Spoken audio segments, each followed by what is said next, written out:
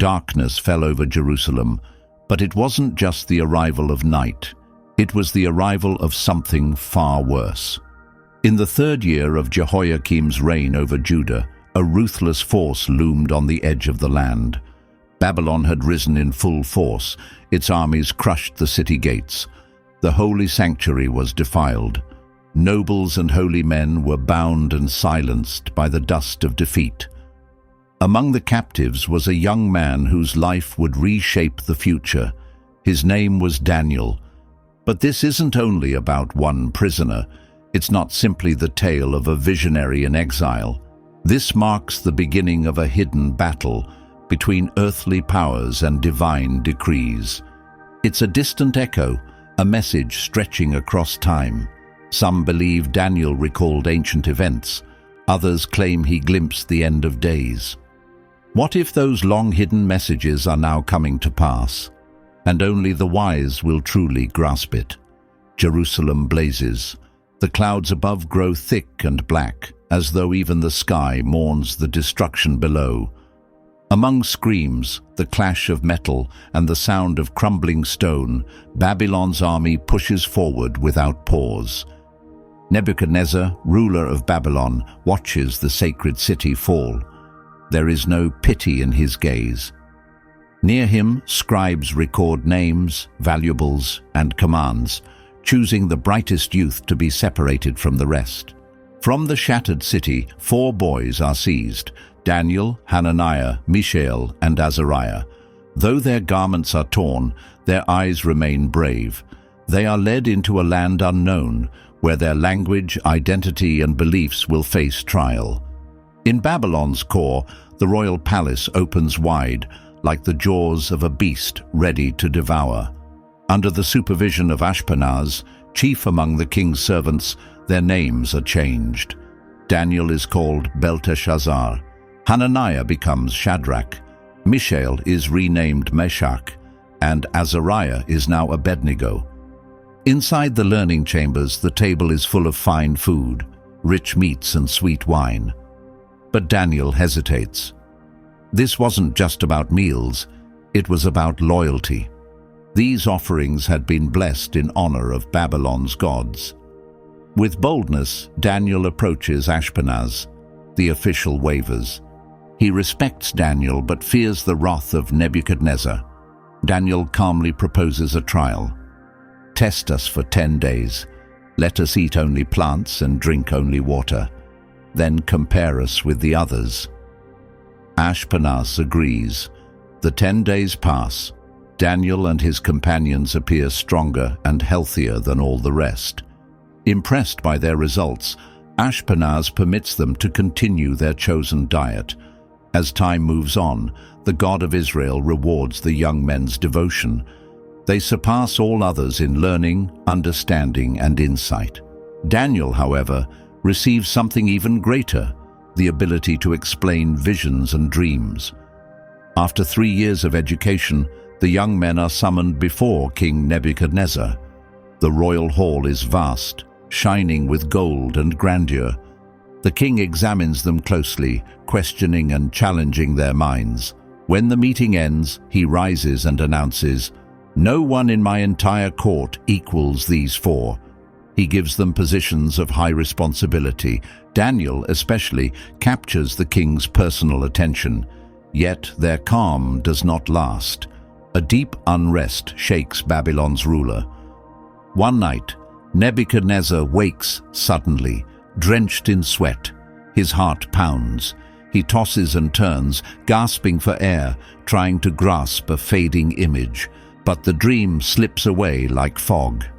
Still, it leaves behind a feeling of unease. He summons magicians, sorcerers, and stargazers. "I've had a dream that disturbs me," he tells them. "I need to know both the dream and what it means." The group stares at one another, puzzled. "Tell us your dream, O king, and we'll explain it," they say. But the king explodes with anger. "No," he replies. "You must tell me the dream itself and its meaning. If not, you'll be torn apart, and your homes reduced to ruins." Panic spreads like wildfire. No human can read another's thoughts. No scholar dares respond. Furious, the king orders all Babylon's wise men to be executed.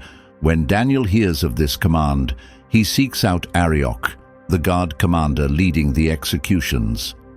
"Why such urgency from the king?" he asks. Once he learns what happened, Daniel requests more time. "Please ask the king for a delay," he says. He returns to his friends, and together they do what they know best. They pray. Kneeling down, they cry out to the God of heaven. "God of our ancestors, I thank and honor you, for you have granted us wisdom and strength and revealed what we asked. You've shown me the king's dream." That night, Daniel receives a vision. The secret is made clear. At dawn, Daniel goes to Arioch. "Don't destroy Babylon's wise men," he says. "Take me to the king, and I will explain his dream." His path now leads straight to the throne. His steps are steady, his eyes full of purpose. The audience holds its breath. In front of Nebuchadnezzar, Daniel speaks without arrogance. No magician, fortune-teller, or wise man can explain this secret, but there is a God in heaven who reveals the unknown. And in that solemn silence, the young Hebrew begins to share what the king had dreamed. He describes what the king couldn't remember: a towering statue with a golden head, silver chest, bronze belly, iron legs, and feet made of both iron and clay. The king stares, stunned. Daniel continues, "You, O king, are the head of gold. After your rule, another kingdom will rise, not as mighty. Then a third will come, symbolized by bronze. Following that, a fourth kingdom will emerge, as strong as iron. But finally, God will bring forth a kingdom that will last forever, one that will never fall." Nebuchadnezzar's throne seems to shake under the weight of this prophecy. In awe, the king falls before Daniel. "Truly, your God is the greatest of all gods and ruler over kings," he says. Daniel is honored with promotion. His 3 friends are also given authority across the region. The name of Israel's God begins to be spoken throughout Babylon. Yet, something quietly shifts inside the king. His heart swells with pride, and another challenge soon rises on the horizon. Time passes. The golden halls of Babylon now reflect the king's growing ego. Still moved by the vision Daniel revealed, Nebuchadnezzar sees himself as unmatched. Even though he was warned that other empires would follow his, he refuses to accept it. Instead, he commands a massive statue to be built, nearly 30 meters tall, crafted completely from gold. A bold rejection of the dream he was shown. This monument is raised on the plains of Dura as a sign of his lasting greatness. A royal order is given. When you hear the trumpet, flute, zither, harp, bagpipe, and every kind of music, you must bow down and worship the statue the king has set up. Anyone who disobeys will be thrown immediately into a blazing fire. The instruments play. The crowd lowers in unison. People fall like wheat in the wind. But 3 figures remain upright. Among the bowed masses, Shadrach, Meshach, and Abednego refuse to submit. Word travels fast. Envious officials quickly report to the king, "O king, didn't you declare that all must worship your statue and anyone who refuses should be burned? Well, some Jews do not serve your gods or honor your statue." Furious, Nebuchadnezzar demands they be brought to him. His face is hard.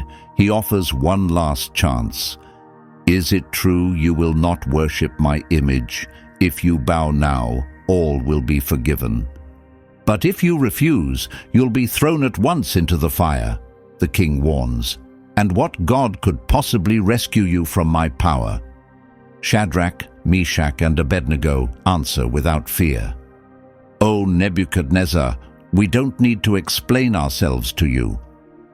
If we're thrown into the flames, the God we serve can save us." But even if he doesn't, know this, O king, we will never serve your gods or bow to the statue you've made." Silence falls. The king's face darkens with fury. He commands the furnace to be made 7 times hotter. Mighty guards bind the 3 men. The furnace growls like a wild beast. The flames are so fierce that the soldiers who throw them in are killed instantly. Yet the 3 young men fall into the blaze without making a sound. Suddenly Nebuchadnezzar leaps to his feet. His eyes are wide with shock. "Didn't we throw 3 men into the fire, tied up?" he asks.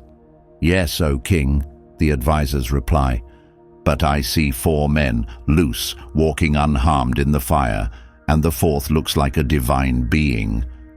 Nebuchadnezzar rushes toward the furnace and shouts, "Shadrach, Meshach, Abednego, servants of the Most High God, come out." The 3 walk out. Their clothes are untouched. Not a single hair is singed. There isn't even a trace of smoke on them. The officials and nobles stand speechless, watching in awe. Then Nebuchadnezzar speaks to everyone present. "Blessed is the God of Shadrach, Meshach, and Abednego, who sent his messenger to rescue his servants. No other God can deliver like this." The 3 are honored with even higher roles, but deep within the king remains torn, caught between reverence and his growing pride. A quiet struggle begins inside him. One night, while the city rests, the king dreams again. This one feels different. He sees a massive tree that stretches to the sky, visible from every corner of the earth. Its branches give food and shelter to all living beings. But then, a voice from above calls out, "Chop down the tree, strip its branches, scatter its fruit, but leave the stump in the ground, wrapped in iron and bronze. Take away its human heart and give it the mind of a beast, until it learns that the Most High governs the kingdoms of men." The king wakes up uneasy. He calls for Daniel. The air in the room is heavy. Daniel listens carefully to every word. When the story ends, he is visibly shaken. His face reveals deep concern. The king notices his reaction. Daniel gathers himself, breathes deeply, and responds, "You will live like wild animals. You will eat grass as cattle do, and this will continue for 7 periods until you understand that the Most High rules over the kingdoms of humanity." The king says nothing. Daniel, moved with pity, urges him, "Please accept my advice, O king. Turn from your wrongdoing and live righteously. Perhaps then your success will continue." But time moves on, and pride takes control. A year later, Nebuchadnezzar walks on the rooftop of his grand palace, looking down at the city. "Is this not Babylon the Great, which I myself have built as my royal home, by my own strength and for my glory?" he boasts. But before he finishes his sentence, a voice resounds from above. "O King Nebuchadnezzar, your authority has been taken away." At once, he loses his mind. He is removed from his throne, sent into the wilderness. There, he eats grass like an ox. The dew soaks his skin. His hair becomes tangled and long like eagle feathers. His nails grow sharp like bird claws. The ruler who once stood at the peak of the world now crawls in the dust of shame. After the 7 seasons pass, he finally raises his eyes to the sky. His sanity returns. He falls to his knees and with a trembling voice says, "I praise the Most High. I honor the one who lives forever. His kingdom never ends. He brings down the proud." His power is given back to him. Sitting once more on the throne, Nebuchadnezzar now understands that a greater ruler reigns above all kings on earth. But the kingdom of Babylon is not eternal. Another ruler is on the horizon, one who will defy what is sacred, and whose fate will be sealed by a divine hand. Years roll by. Nebuchadnezzar fades from history. The throne now belongs to his descendant, Belshazzar. But unlike his grandfather, who learned reverence through suffering, Belshazzar lives in arrogance, mockery, and idolatry. One evening, the palace is alive with celebration. Music fills the air, wine flows freely. A huge feast is held for 1,000 nobles. Dancers move. Priests of false gods chant disrespectful hymns. The mood is wild and unrestrained. In the middle of this frenzy, the king comes up with a disturbing idea. "Bring the golden and silver cups," he commands, the ones taken from the temple of the Hebrew god in Jerusalem. "Let's drink from them," he shouts. The sacred vessels, once set apart for the God of Israel, are now used in a blasphemous display. Belshazzar lifts one of the holy cups high. They lift their cups to honor gods made of gold, silver, bronze, iron, wood, and stone. Laughter fills the room. Wine flows. But then, without warning, the celebration dies. A mysterious hand appears. No arm, no body. Just glowing, otherworldly fingers tracing burning letters onto the palace wall for all to see. Mene mene tekel parsin. Terror spreads. The music halts. Goblets crash to the ground. Belshazzar's face drains of color. His legs buckle. His knees knock together. In fear, he cries out, "Bring the magicians, the diviners, the sorcerers. Whoever explains this writing will wear royal purple, receive a golden chain, and become third in command." But no one can make sense of the words. Confusion takes over. Whispers spread. The court is frozen with fear. Then the Queen Mother enters, hearing the panic. With calm respect, she approaches the king. "Don't be afraid, Your Majesty," she says. "There is a man here filled with the spirit of the holy gods. In your grandfather Nebuchadnezzar's time, he solved riddles and revealed visions. His name is Daniel." Daniel is summoned. Now older, his eyes are sharp with wisdom and his expression unshaken. He scans the room, the sacred cups tossed aside, wine on the floor, and the glowing letters still etched into the wall. Belshazzar tries to win him over with promises. "Interpret this for me, and I'll dress you in purple, give you gold, and make you ruler under me." But Daniel is unmoved. "You may keep your gifts," he says. "Give your rewards to someone else. Still, I will read the writing and explain its meaning." The hall goes silent again. Every eye turns to him. "The Most High granted Nebuchadnezzar greatness and honor," Daniel begins. "But when his heart grew proud, he was brought low." Now you, Belshazzar, you knew all this. Yet you refused to humble yourself. You lifted yourself up against the Lord of heaven. You brought out the sacred cups for a party. You praised lifeless gods who cannot see or hear. But you ignored the God who holds your life in his hands. Daniel looks to the glowing message on the wall. Here is the meaning. Mene, God has numbered your days as king and decided it is over. Tekel, you have been weighed and fall short. Parsin, your kingdom will be broken and handed over to the Medes and Persians. The verdict is final. Daniel steps back, saying no more. A chill runs through the crowd. Though shaken, Belshazzar keeps his word. He orders that Daniel be dressed in royal garments, a gold chain placed around his neck, and proclaims him the third most powerful man in the land. But it's already far too late. That very night, as Belshazzar lies asleep, drunk with wine and pride, the armies of Cyrus the Persian and Darius the Mede silently advance. They divert the Euphrates River and march beneath Babylon's walls through the dry riverbed. The city's gates, left unguarded, are taken with ease. Belshazzar is killed, and Babylon collapses into the hands of a new power, the Medo-Persian Empire. Daniel, now an old man, survives the fall of yet another kingdom. His reputation for loyalty and wisdom continues to shine, even under new rule. Darius the Mede becomes king, and Daniel quickly earns his respect. To strengthen his reign, Darius divides the empire into 120 provinces, each overseen by a governor. Over these, he appoints 3 chief administrators, and Daniel is one of them. In no time, Daniel distinguishes himself so greatly that the king plans to place him over the entire realm. Jealousy takes root among the other leaders.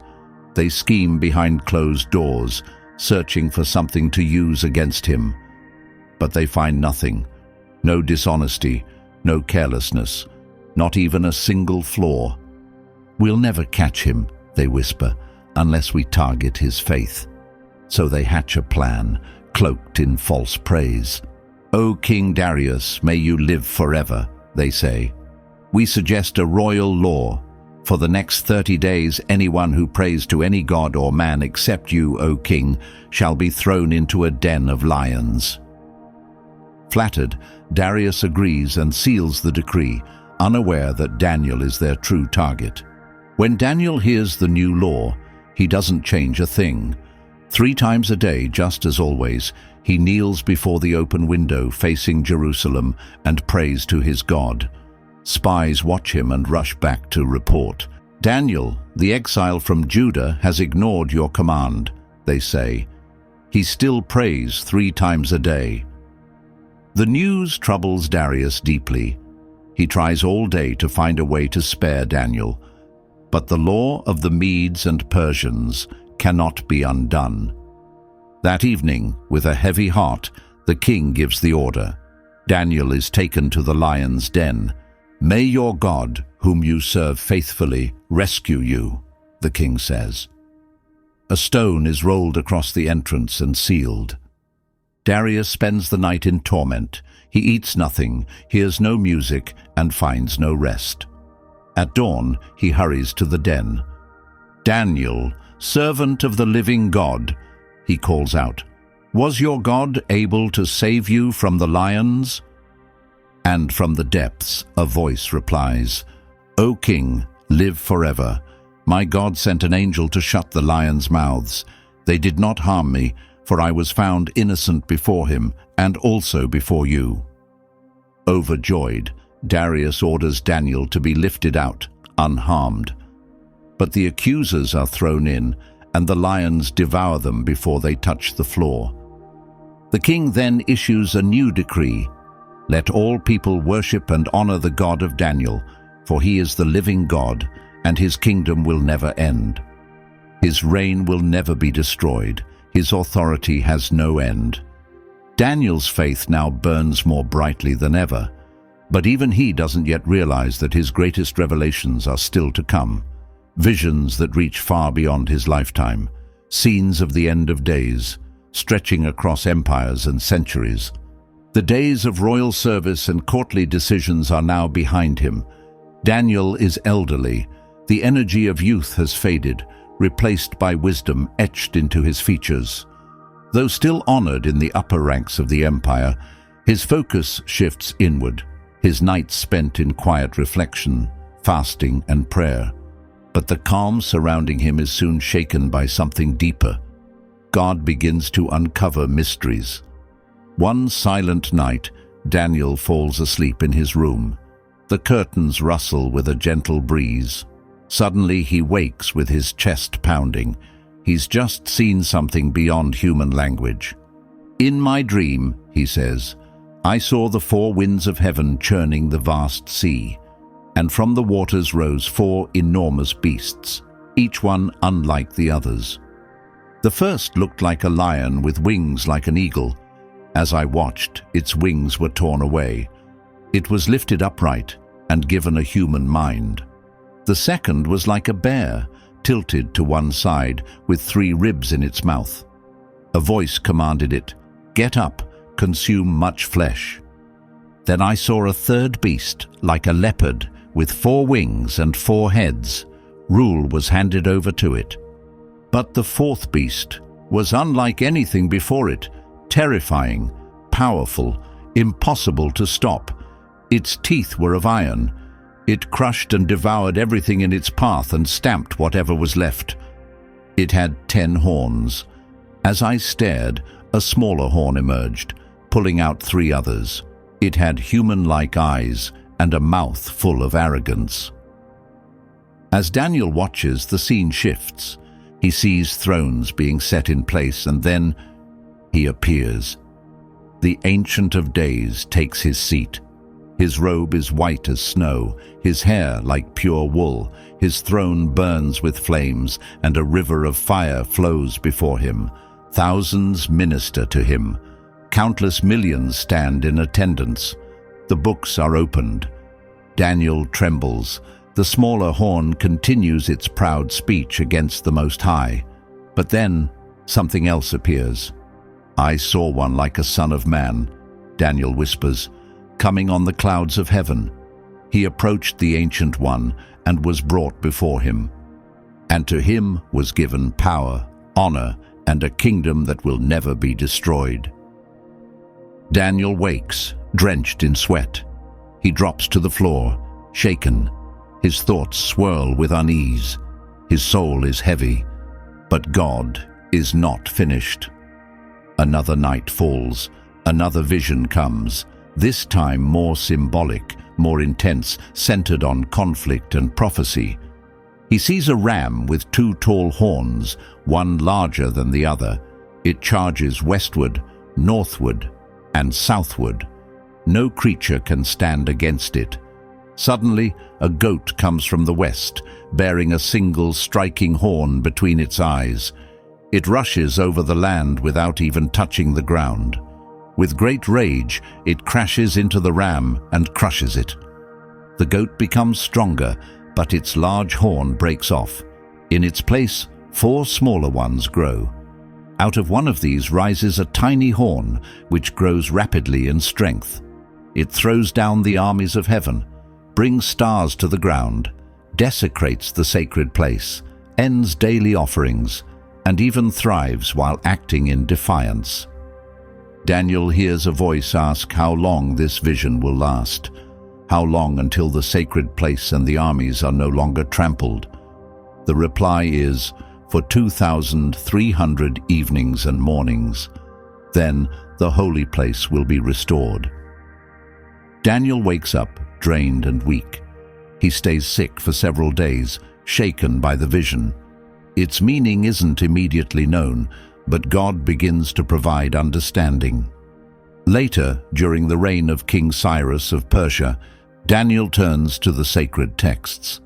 Reading the writings of the prophet Jeremiah, he finds that the ruin of Jerusalem is to last 70 years.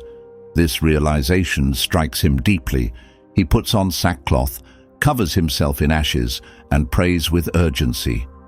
"Lord, great and awe-inspiring, who keeps promises and shows kindness to those who love you, we have sinned, done wrong, and rebelled. We ignored your prophets, your messengers. You are righteous, but we are full of shame. Please forgive us, Lord. Listen and hear us." While he is still praying, a radiant being appears. It is the angel Gabriel, sent with a message from heaven. "Daniel, I've come to help you understand. From the moment you began to seek answers, a word was sent out, and I've come to tell you, you are greatly treasured." Gabriel then shares the message of the 70 weeks. 70 weeks have been marked out for your people and your holy city, to bring wrongdoing to an end, to finish sin, to bring justice forever, to confirm the vision and the message, and to appoint the most sacred one.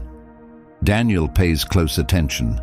Gabriel continues, "From the command to rebuild Jerusalem until the chosen leader comes, there will be 7 weeks and then 62 more. Then the chosen one will be cut off and will no longer be. The city and its sanctuary will be destroyed. A leader's army will come like a flood, and war and ruin will continue until the end." Daniel writes it all down, but he feels uneasy. The timing, the numbers, and the events all hint at something far beyond his lifetime.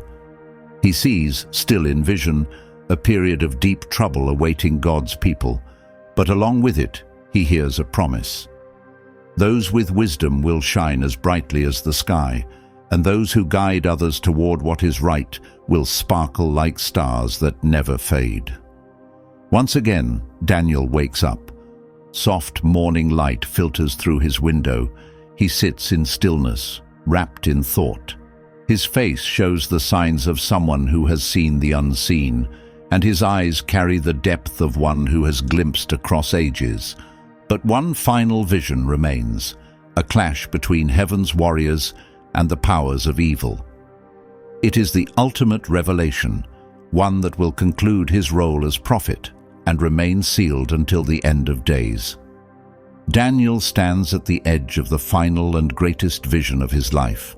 Now old, he bears the memories of fallen empires, kings he once counseled, and visions that forever marked him. Yet what he's about to witness goes beyond all human kingdoms. God will let him see the battles hidden from the human eye, events at the end of time, where rulers, nations, and powers move under divine direction. In the 3rd year of King Cyrus's rule in Persia, Daniel begins a period of fasting. For 3 whole weeks he avoids wine, meat, and fragrant oils. The weight of the message fills every part of his days. On the 24th day, while standing beside the Tigris River, he looks up, and time feels like it freezes. He sees someone clothed in linen, wearing a gold belt from Upaz. His body gleams like precious stone, his face flashes like lightning, his eyes burn like fire, his arms and legs shine like smooth bronze, and his voice thunders like a crowd. The men with him flee in fear. Daniel collapses, completely drained of strength, but the heavenly figure touches him and gently lifts him up. Daniel, you who are deeply loved, listen closely to what I'm about to tell you. From the moment you turned your heart to gain understanding, your words were heard. Then comes the message, a conflict in the invisible world. The spiritual guardian of Persia opposed him for 21 days, but Michael, one of the chief heavenly princes, stepped in to help. Daniel catches a glimpse beyond the physical world. He sees angels locked in struggles that influence the fate of nations. The being continues. Now I must return to face the Prince of Persia. After that, the Prince of Greece will come. But before I go, I'll show you what's recorded in the Book of Truth. Then begins the most detailed prophecy ever revealed to a human. Daniel learns of Persian rulers and a mighty Greek leader, Alexander the Great, whose early death will divide his rule into 4 parts. From these 2 rise in importance, the southern and northern kings. Their battles, agreements, and betrayals unfold before Daniel like a film from a future not yet lived. One day, the northern king will become proud, violate the holy temple, stop the daily offerings, and set up a cursed idol. He will win over those who turn away from the covenant using smooth words and false promises. But the people who truly know their God will stay strong and stand firm. The vision rushes forward. Daniel witnesses suffering, faithful people dying for their beliefs, deceptive peace deals, royal conspiracies, and a proud leader who sets himself above every god. He will lift himself up over all that is considered divine. He will worship a foreign deity, adorning it with riches, gold, silver, and precious jewels. He will challenge mighty fortresses in the name of this unfamiliar god, but his downfall will be quick. His end will arrive suddenly, and no one will come to his rescue. Daniel struggles to breathe. The intensity of the vision overwhelms him. Yet the message continues. The heavenly messenger speaks of the final chapter of history. In that time, Michael, the mighty prince who guards your people, will take a stand. There will be great trouble, unlike anything that's ever happened before. But in that hour, your people will be rescued, all whose names are found in the book of life. Then comes a whisper from eternity. Many who sleep in the dust will awaken, some to live forever, others to face disgrace that will never fade. Those who have wisdom will shine like the brilliance of the sky, and those who guide many to justice will shine like stars for all time. Daniel begins to tremble. He lowers his face to the ground, but once more a gentle hand lifts him. The messenger brings the vision to a close. "Go your way, Daniel. These words are to remain hidden and sealed until the end comes."